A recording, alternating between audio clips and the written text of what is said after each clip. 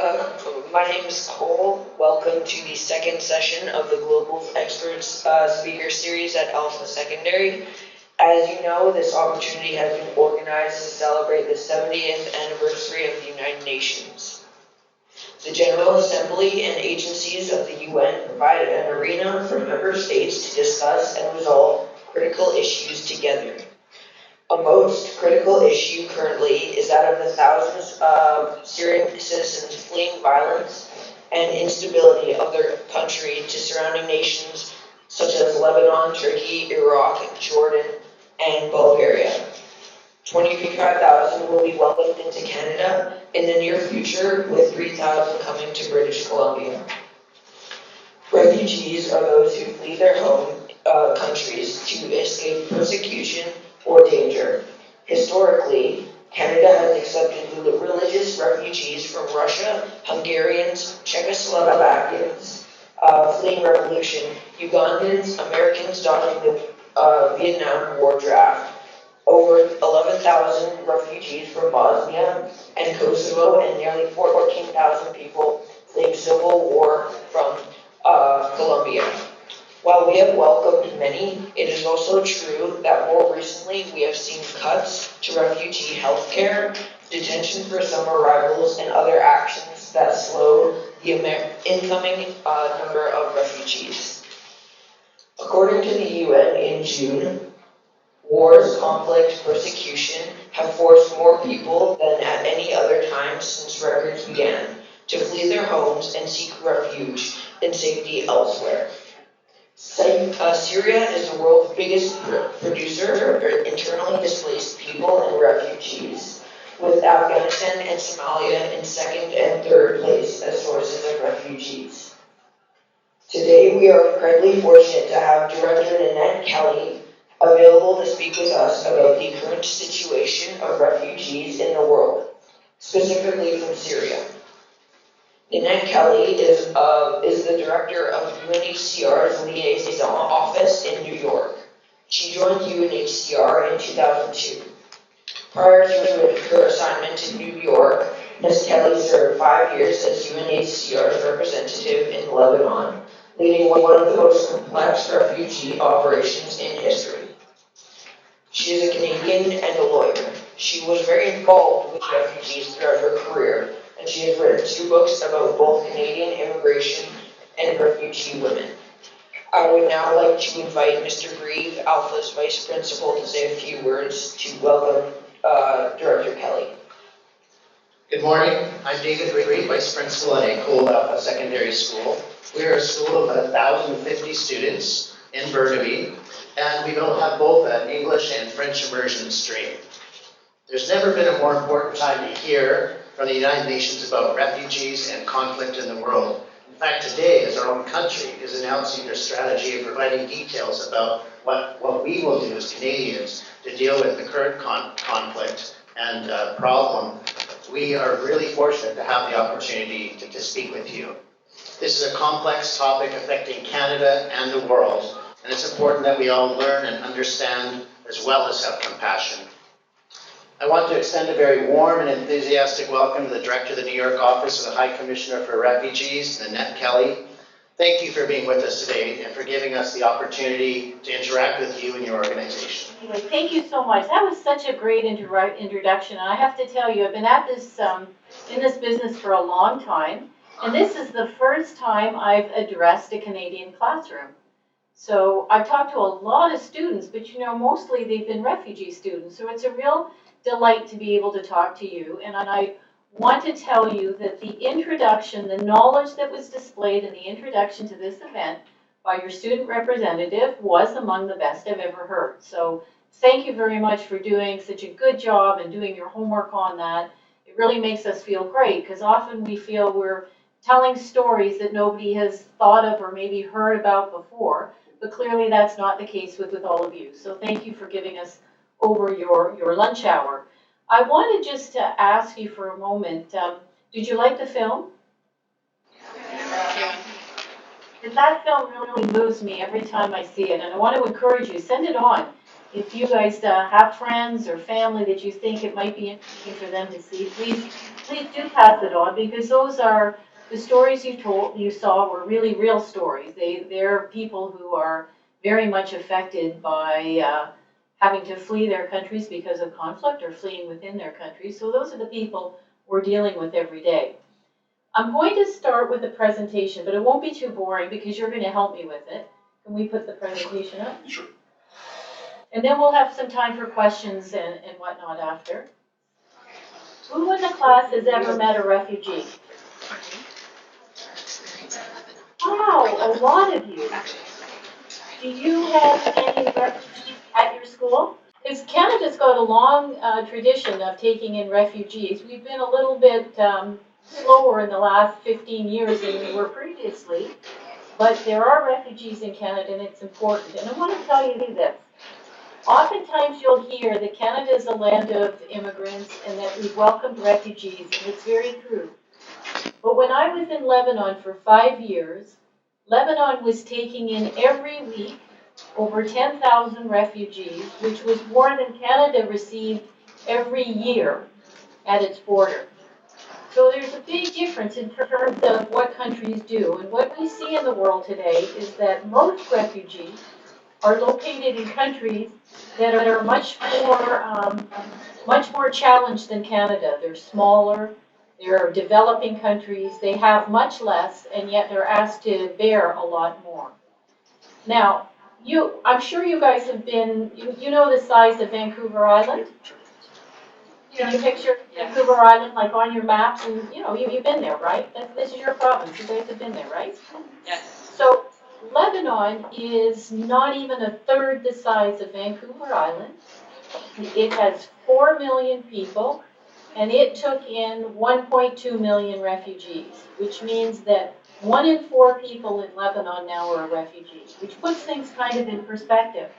So a country like Lebanon is really struggling to be able to manage all the needs of the mostly Syrian refugees, thank you, Margaret, they've had, plus protect its own services, its schools are stretched, its public infrastructure is all stretched. So these are the challenges, not just that the refugees face, like you saw in the movie, but also that countries face. Now I'm going to go through this presentation and just ask you to help me with it a little bit. This is when we were created. Look at this picture.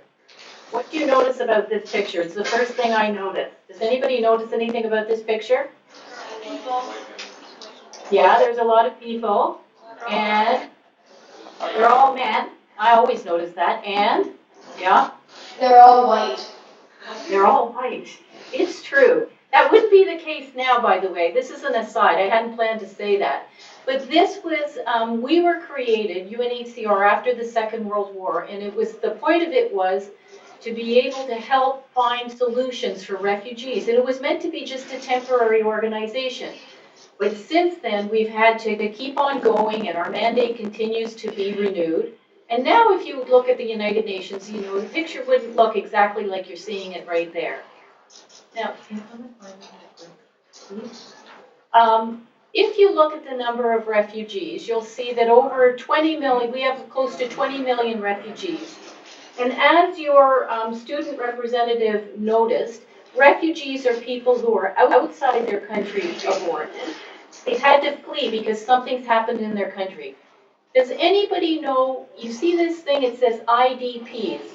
That means it's an internally displaced person. Can you tell me what that is? Does anybody know what an internally displaced person is? Can anybody guess? Okay, I'm guessing here. Someone who's in their own country, but they're still like homeless and stuff. You're right. There's somebody who conflict has driven out of their home, but they haven't had to leave their country. And I'll tell you something, there's an important distinction there. Because people who are internally displaced, they face great hardships, often like refugees, but they belong somewhere. They belong to their country, and their country has a duty to protect them. Whereas a refugee who leaves, they can't claim the protection of their country anymore. And that's why other countries have to protect them. So it's an important distinction. Now you can also see we talk about 10 million stateless persons. Does anybody know what a stateless person is? Someone who left their country and they don't have like a home country anymore. Well, that's more like a refugee. It's a good guess. It really is.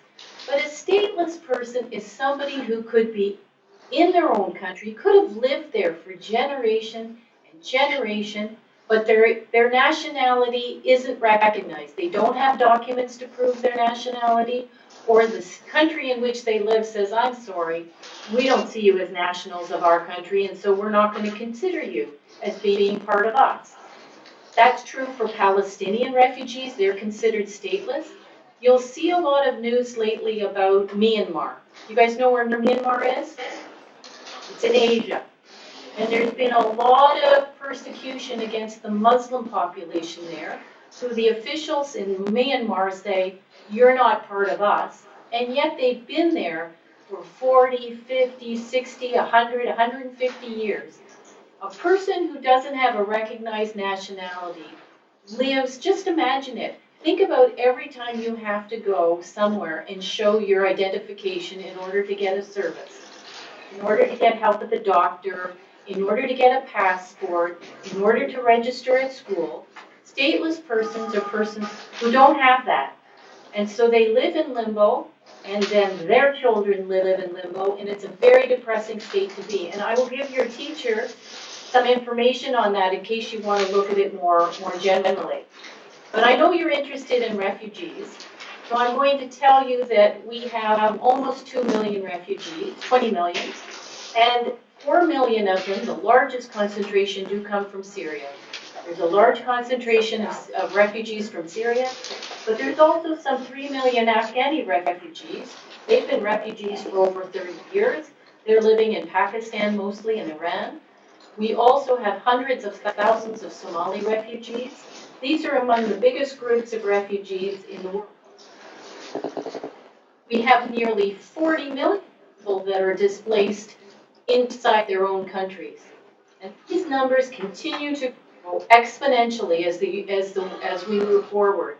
If you compare the number of forcibly displaced today compared to 15 years ago, you'd be shocked at the increase. Even 5 years ago. 5 years ago, 10,000 people every single day were displaced from their homes. Today, it's 42,000 people every single day. So that's a staggering number of people, and we have 10 million people who are stateless without any recognized nationality.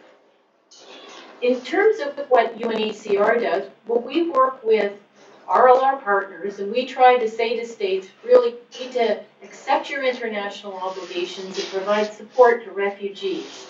You have to protect them. You have to be able to provide them a safe sanctuary so they're not returned back to countries where their lives would be at risk.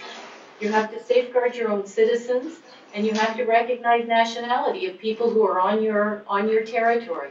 You can't have children born in your countries and not have a nationality. That's a very fundamental international legal norm. UNHCR works in 124 countries. We have 9,000 staff. Most of our staff come from the countries in which they work. So in Lebanon, for example, we had 750 colleagues. Most of those would have been Lebanese. And it's true all over the world. We work with our local colleagues. What do we do? Well, can you imagine? We help refugees from the time that they leave their country. We receive them, we register them, determine who they are, determine whether or not they are in fact needing international protection. We try to also see if they have any problems. You'd probably be surprised to know, for example, that Sweden this year took in 100,000, they received 100,000 refugees. Sweden is a country, also a country with a very small population. I think it's less than 5 million people.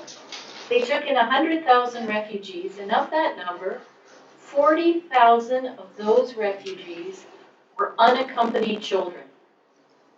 You really need to think about that. You need to think each one of you sitting in those chairs, having to leave Canada, having to leave your home, taking a very dangerous journey through a lot of different countries, in countries where you don't speak the language, and not having your family with you. Because your family has either died or you've been separated from it. And imagine the weight of that and how it feels. That's what most of the world's refugees are, women and children. And we see many children who come to countries by themselves. So one of the first things we do is try to locate their families, or put them with families or relatives that will care for them. We also provide life-saving assistance, we provide health care, we try to find shelter options for refugees, we try to protect people against violence. There are many places in the world where women are at risk. They come to a country, they may have lost their husbands, they're trying to look after their children, and they're at risk of being violated by other men in the community, or being sold into slavery or prostituted. These are all things that we need to look out for and provide services. We work with communities. We work with the communities that are helping refugees, because we also recognize that when you get, here you need to imagine again, think of your own neighborhood. Think of all of a sudden a bunch of refugees, several hundreds of them, coming to your block or coming into your school or going to your doctor, like hundreds and hundreds of them. And need help in order to cope. So we work with states and communities in order to help them cope. And we try to find solutions for refugees. The best solution, of course, is an end to the conflict at home so they can go home. But we also try to find resettlement. And your student representative mentioned that Canada is going to admit 25,000 refugees as Syrian refugees this year. We hope they'll make the target or into next year. That's a very important contribution. We try to find resettlement places for over 100,000 people every single year. We're not always lucky. We know that 10% of our refugees that we have with us, over 1 million, really need to be resettled, but we can't find enough spaces for them in the world. So we have to be more modest in our goals. And we work on solutions. Solutions is to create situations back home where people can return to. And this is a very sad statistic. In 2005, 1.1 million refugees were able to return home. But last year, only 126,000 were able to return home. And that's because the conflict that precipitated their departure hasn't been solved. And that speaks to the growing number of conflicts in the world and the lack of the ability of the UN nations to prevent or to resolve the conflicts once they start. We're also trying to help refugees integrate into the communities in which they live, and this can be honestly very difficult. There are some countries that won't let refugees work, they won't let them have access to any kind of services, and so these refugees become poorer and poorer by the day, and it becomes difficult to invest in those communities to help the hosts as well as the refugees if no integration is permitted. And the big challenges, of course, we face are all the conflicts in the world that we can't solve, the amount of funding that we need to basically do the best we can, which we don't have. Our humanitarian appeals are only 50% funded. We know that there will be millions of refugees, for example, in Syria and Iraq and in the neighboring countries that will be very cold this winter because we don't have the needed funds to provide them with assistance. And though our winters can be colder than the ones that you face in Burnaby, we have states that say, we're really not willing to do a lot to share burdens. They're okay with letting Turkey have 2 million refugees and Lebanon having 1 million refugees, just so long as those refugees don't come to their countries. And I think you've seen it on the news, those of you that watch the news lately. And we need a lot more development assistance to go to countries that are trying to support refugees, to help them, help build their schools and reinforce their healthcare centers and provide more water sanitation facilities, that sort of thing. And then there's the big thing about how you can help. Well, I think there's lots of opportunities, including for students, to help groups that are sponsoring refugees. I'm sure there's some in Burnaby that are working on that. I learned today from you guys that 3,000 refugees will go to BC. I'll be surprised if some don't come to your community. You have them amongst you already, I understand, from what you told me. You know, you can provide a little bit of extra friendship and support. I'd like each of you to imagine, you really need to imagine, ending up in Syria in the next month. Getting there on cold and desolate journeys, having lost. Imagine losing your home. Think about a bomb landing in your living room. All your photos, all your mementos, all your attachments, everything gone. That's the life of a refugee. Put your thought around how you can be a friend to somebody who might have experienced that in your own communities. You know, it's hard for people to adjust to an uncomfortable culture. I certainly wouldn't know how to react or behave if I was dumped in Chad or Kenya or Syria or Indonesia tomorrow. And I think we'd all find some difficulties there. Well, imagine that's what it faces for refugees. They also need your help in terms of knowing how things work. And having fundraising drives. You know, even small amounts can make a big difference. $50 can provide sleeping bags to an entire refugee family. That's an important thing to remember. Doesn't need a lot to make a real difference in somebody's life. So, whoops, that's it for me. We're going to turn this presentation off, but now I really want to hear from you, what you might like to talk about or questions you might have.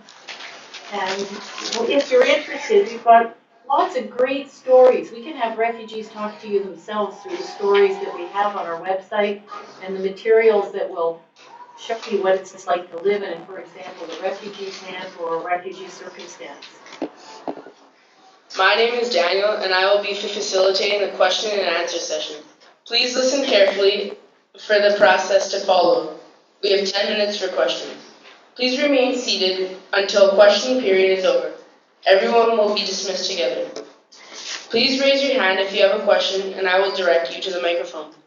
Please state your name and question to Director Kelley. How does the UN decide which refugees get to come to Canada and who gets left behind? Well, that's a really good question. I mean, we don't decide. What we do is we interview all refugees, and we try to identify those who are the most vulnerable. And that means those people that will have a really great difficulty living in the country that they first arrived, because they're sick or they're not safe there, or you could have a mother with a lot of children and she'll have a real hard time, coping. So we refer those cases to countries that are willing to resettle, and those countries have their own criteria. And when we try to match their criteria to the people that we think are most vulnerable. But in the end, it's not UNHCR's decision. It's up to another country to make those decisions. Thank you. My name is Claire. Do you have a story from the refugee camps that really affected you or one that you remember? Yeah, I have many. Well, I'll tell you one. It was, I was in Tripoli, which is North Lebanon, and I was talking to some children who were refugee children who were in school. Keep in mind that most refugees from Syria anyway went to school inside Syria, and then when they came to Lebanon, they were unable to get into school initially, and they had no money, and we didn't have enough support for them, so many children worked. This little fellow, he was 9 years old, and he worked at, he was working in a cafe, serving coffees and things like that, and he was working 12 hours a day. And now he was in school.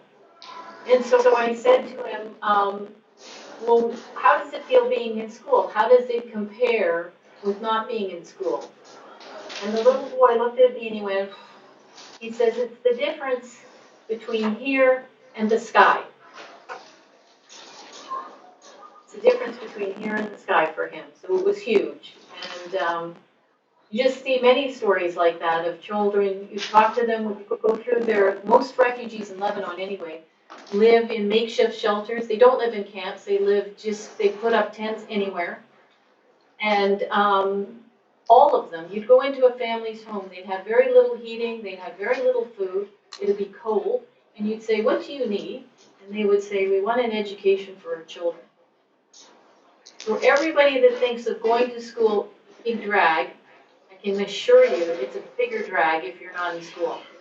Hi, my name is Penise, and I was just wondering, after the conflict in this country that has been affected by, like such as Syria, after the conflict ends, is the goal to send the refugees back, or is the goal to keep them in the country that they've been deported to? Oh, it's a very good question. No, the goal is always to try to go into a country, once a country, the conflict has subsided, is to build peace. And a major aspect of building peace is creating conditions for return. So the 1.1 million refugees that are in Lebanon and Syria, it's sort of like, you know, I can't even say it's the same as you going to Saskatchewan or Manitoba because it's closer. It's like 1 hour away. And the goal is that they will be able to return home, and they all want to return home. Every refugee, I've never met a refugee who hasn't wanted to return home. Now, when a refugee is resettled in Canada, then they get landed immigrant status and they don't have to go back home. Many will go and support their country when they're able to do so, but lots build a new life in their home country, which is a good thing too. Okay, thank you. Hi, my name is Mahan. How great do you think the security concerns are when bringing refugees to Canada, and what are the security concerns? I think the security concerns are very over-exaggerated, and I'll tell you why. Every day, Canada takes in millions of travelers without really aggressive security checks. Refugees, on the other hand, again, 82% are women and children, they're subject to extensive security checks. In the United States, it takes up to 2 years to clear a security check for a sponsored refugee. In Canada, I think it's something like 18 months. So the systems in place, they're legitimate. You need to make sure whoever you're admitting is somebody who doesn't pose a security risk. But there's plenty of situations, there's plenty of checks and balances already in place.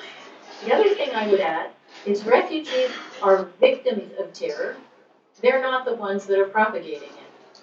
So all the refugees that have fled from Syria are fleeing the people that we most fear. Thank you. Hello, my name is Dante. I was wondering, does the UNHCR focus at all on conflict resolution, or does it focus solely on the rights and conditions of the current refugees? It's an excellent question. Let me say this. We do, but we're not the major player in that. We're a humanitarian organization, so our mandate is to address the humanitarian needs of people. But clearly in countries where people are returning back home, we work along with other partners in trying to create conditions back home that will reduce conflict. Also, we do it for refugees in communities in which they arrive. We try to create bridges between them and their host communities to make sure that there is no conflict that arises because of the presence of refugees. Thank you. Hi, I'm Mariah. My question is, so Canada's letting in 25,000 refugees, like you said. Do you think that number is adequate compared to the amount that other countries that are smaller and have less resources are letting in? Well, I'd say two things to that. One is Canada has been a very strong supporter of providing humanitarian support to refugees in countries like Lebanon or Jordan or Kenya or Chad. So Canada provides support in two ways. One is through that channel, but the other is through resettlement. We say to all countries, not just to Canada, we think you could do more. We think that those numbers could be increased, and we're very heartened by Canada's increasing the number of Syrian refugees so dramatically as it has in the last several weeks. That's a good sign. All right, thank you. Hi, my name is Rita. I'm director. When you get to work from morning to the end of the work, what do you do all day? I'm director. Okay, if I told you what I did all day today, it would be rather boring because New York is full of processes and meetings that need to be serviced. A much more exciting day for me would be to tell you what a day in Lebanon would be like. And that would be a day full of trying to solve a lot of problems. One, let's say we're hit this month. We would be November and we would be worrying about our money to pay for winter. How are we going to make the money that we have stretch the furthest? Where are we going to get the stoves? How are we going to do cash distribution? How do we manage to solve the complaints of the hospital down the road who says they haven't been paid? How do I deal with the government that's telling me not to register refugees anymore? What do I do about a staff person who was injured on the job?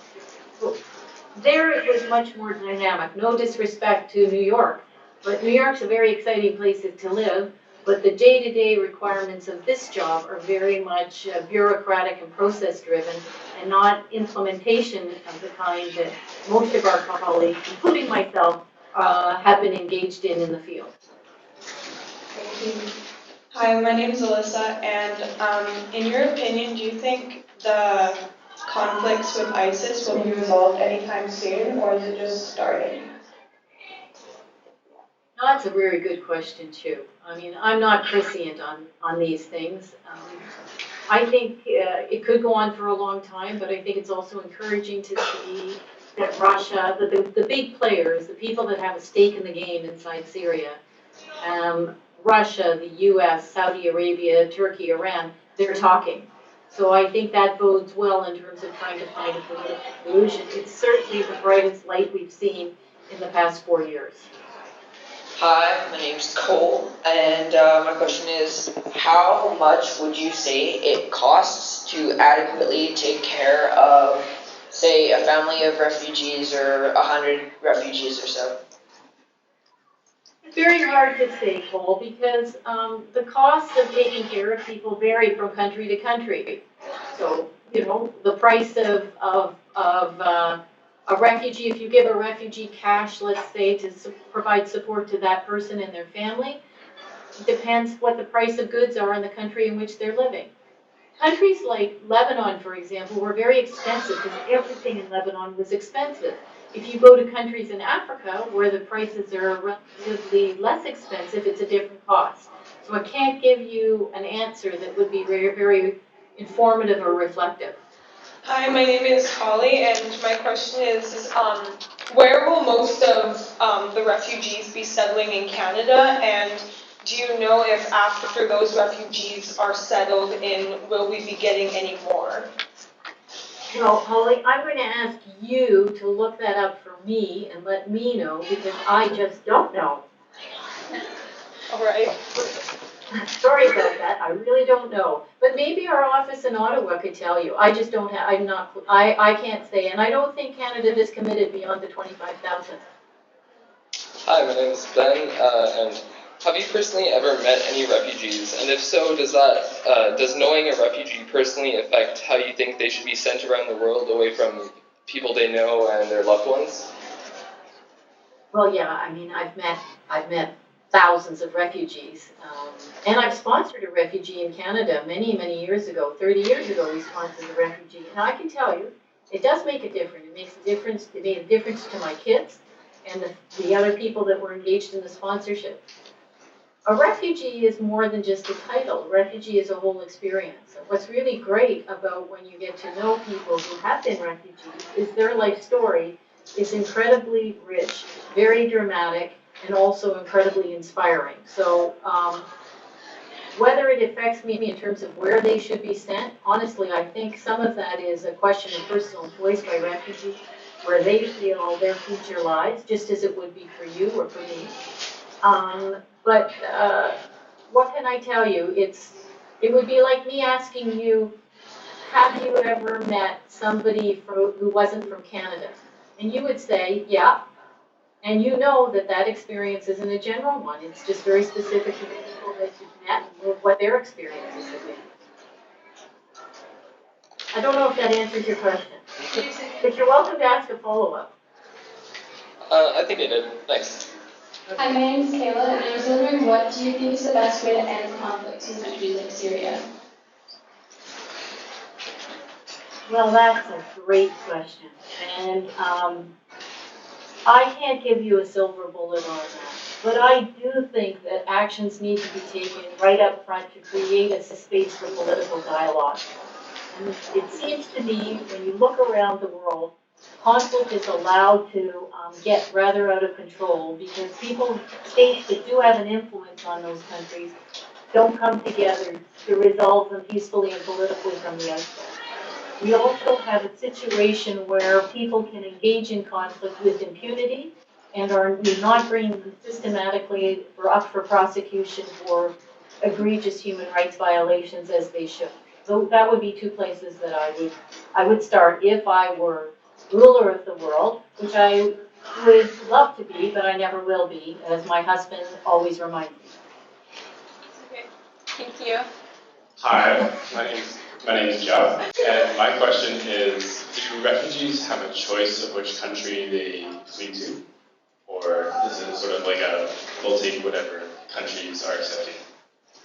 Well, on resettlement, they have a choice. They can say, I don't want to go there, but very few do. Very few are, those who are put forward for resettlement are very happy to go where the country has agreed to take them.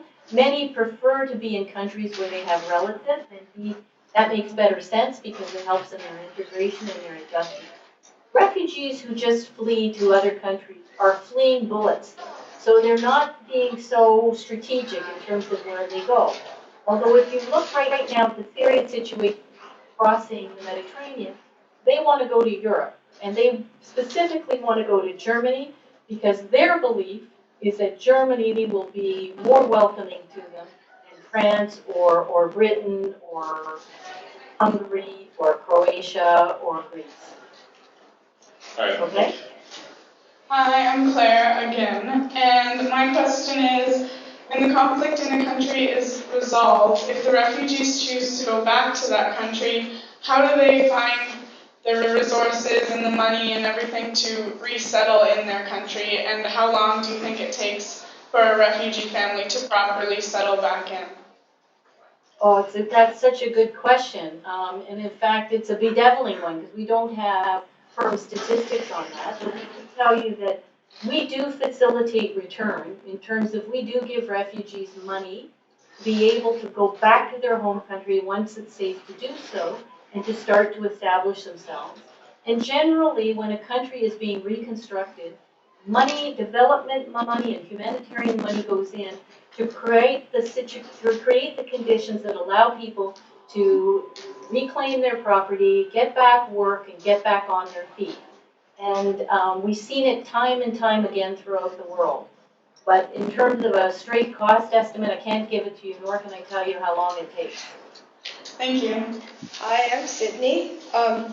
Recently, there's a lot of fear surrounding refugees following recent terrorist attacks. So how do you recommend addressing and dismissing this fear? Well, I think we have to speak of facts. And when you look at the people that have been engaged in terrorist activity most recently in Europe, they've been people who have been citizens of the country they've terrorized. These are youth that are disaffected, disillusioned, who've gone to Syria, become radicalized, and the like. Again, I say that it's refugees who are the victims of that kind of terror, not the perpetrators. And if you look at crime statistics, you will see that refugees and immigrants generally do figure low on the kinds of crimes, serious crimes that are often pointed to. I was watching Fox News yesterday that gave a number in the States of 88,000 criminal convictions against refugees. You have to watch those statistics because they're probably for things like overstaying a visa. They're not for the kind of violent crimes that are precisely what people fear. So in order to combat fears, you have to, I think, address it factually and recognize that whenever we stigmatize a group of people, we create greater barriers and greater sense of alienation, and we feed into the purposes of ISIS and others who want people to feel disaffected and join their group. Thank you. My name is Najim, and as director of the UNHCR, what comment from political figures frustrate you the most? Well, I've been a little bit frustrated with comments from U.S. politicians that we should treat Syrian refugees like rabid dogs. I think that's very ugly. So I don't like those kind of comments. I find that very ugly and rather not showing the kind of compassion for circumstances of refugees that we in the West pride ourselves and think makes our community so unique. Thank you. All right, we have 3 more questions and then we're going to wrap it up. Hi, I'm Zainab. I wanted to know that where does the funding of your organization can come from, and why is there an insufficient humanitarian funding in this organization? That's another great question, because we depend on voluntary contributions. Every year, in November indeed, we present our appeal. And our appeal is usually for some $3 billion to help 60 million forcibly displaced throughout the world. And states volunteer how much they will provide us. And some, usually in November, they volunteer to provide us funds that are never sufficient to meet the needs. And then worse is during the year, it becomes very difficult for us to collect on those funds. So that's really our problem. It's not just UNHCR's problem, but it's the problem of other humanitarian agencies altogether. And interesting to think about is that if you look at development assistance, which last year was 135 billion, humanitarian appeals were only 20 billion, and yet we really struggle to prioritize that. And an interesting exercise, I think, for you guys would be to look at what kind of support the Nordic countries, Scandinavian countries provide for humanitarian and development programs worldwide relative to their GDP in relation to other countries, including Canada. And I think you'd be surprised to find out that while Canada does provide generous support, relative to other countries, it's still quite a bit far behind. Thank you very much. Hi, my name is Ashton, and I was wondering, how do you locate orphans from any orphan refugees? How do you locate their families? We work with the International Commission of the Red Cross, which is a specialist organization for tracing family tracing. And because all our information on refugees are stored digitally, we can link up with our offices in other countries as well. That really helps us with the tracing process, as well as the assistance of our sister agency, the International Commission for the Red Cross, Committee for the Red Cross. Thank you. Hello, my name is Inho, and my question is, in 2005, there were 1.5 million refugees that were able to return to their homeland, but nowadays it's roughly 100,000 refugees who are able to return home. So what are the leading factors to this issue, and how are you planning on solving them? Well, the main problem is that the conflict in the countries that the refugees has not been resolved. And until those conflicts are resolved, people won't feel safe enough to return home, which is why I think the great political powers in the world have to take this issue very seriously and put their self-interest aside in favor of pursuing aims that are benefit to the countries in which are being torn apart by conflict. Because in the end, those countries, that conflict can spread and create a security risk to all of us. So that's one big reason. The second reason is that sometimes when conflict does resolve and states are on the road to peace, they don't have sufficient resources to be able to reconstruct and create the conditions necessary for return. So that means that we have to quickly engage UN agencies and the international community to create conditions that will be favorable for return once peace is restored. Thank you. All right, I just got one quick question.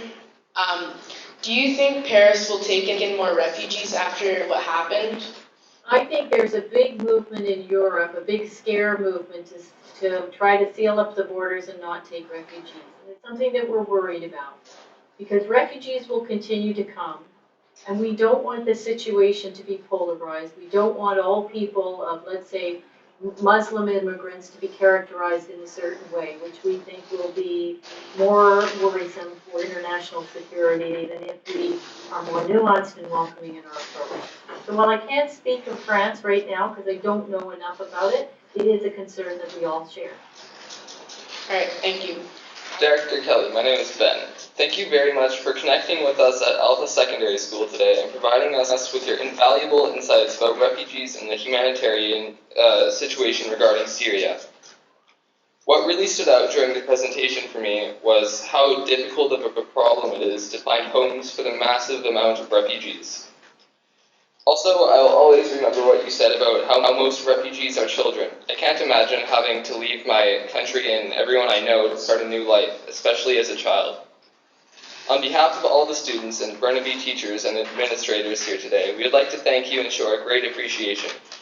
Everyone please join me in a warm applause for Director Kelley.